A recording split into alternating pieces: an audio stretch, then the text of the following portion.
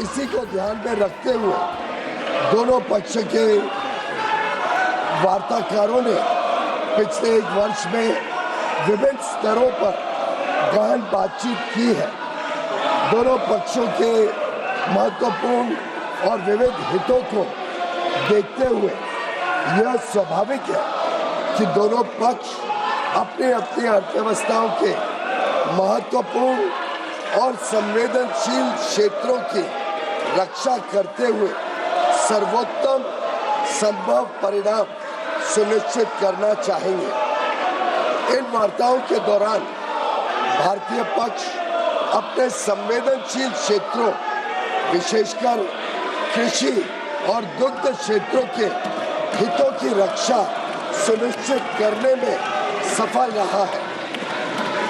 अमेरिकी पक्ष के भी कुछ ऐसे क्षेत्र थे जो उनके दृष्टिकोण से संवेदनशील थे। लगभग 1 वर्ष तक चले कई दौर के विचार विमर्श के बाद दोनों वार्ताकार दल द्विपक्षीय व्यापार समझौते के कई क्षेत्रों को अंतिम रूप देने में सफल रहे। 2 फरवरी 2026 को प्रधानमंत्री जी और अमेरिकी राष्ट्रपति डोनाल्ड ट्रंप ने द्विपक्षीय और अंतर्राष्ट्रीय महत्व के कई मुद्दों पर फोन पर चर्चा की। इसके बाद राष्ट्रपति ट्रंप ने अमेरिका को किए जाने वाले भारतीय निर्यात की दर घटाकर 18% करने की घोषणा की।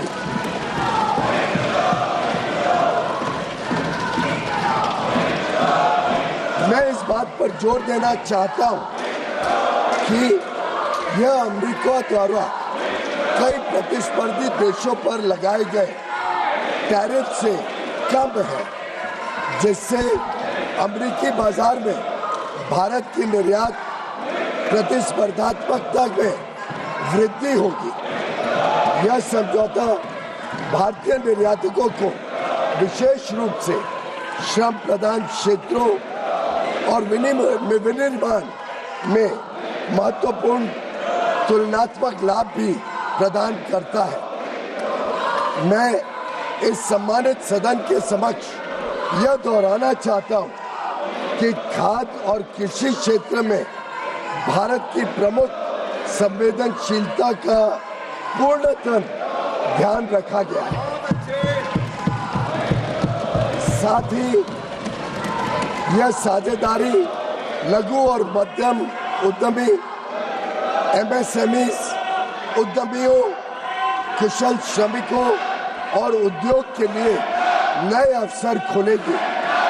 उन्नत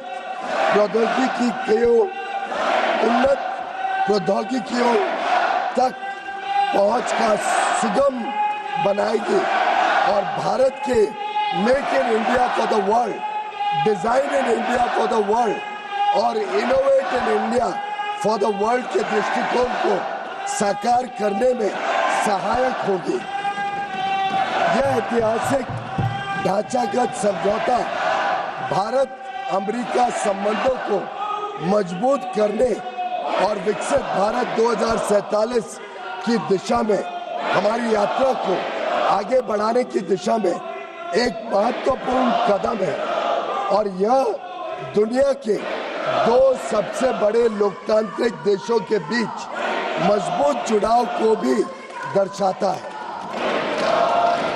जो स्वाभाविक साझेदार है और साझा समृद्धि के लिए मिलकर काम कर रहे हैं। मैं माननीय सदस्यों को सूचित करना चाहता हूं कि आगे की कार्रवाई के संदर्भ में दोनों पक्ष व्यापार समझौते से संबंधित आवश्यक तकनीकी प्रक्रियाओं को पूरा करने और कागजी कार्रवाई को अंतिम रूप देने के लिए मिलकर काम करेंगे ताकि इसकी पूरी क्षमता का शीघ्रता से लाभ उठाया जा सके।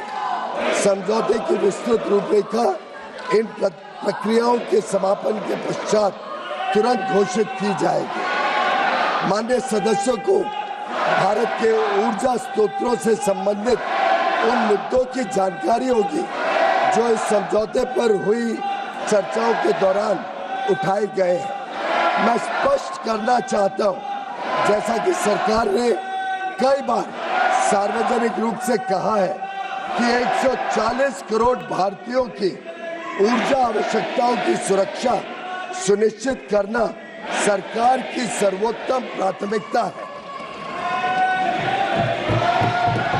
वस्तुनिष्ठ बाजार स्थितियों और बदलते अंतर्राष्ट्रीय परिदृश्यों के अनुरूप ऊर्जा स्रोतों में विविधता लाना हमारी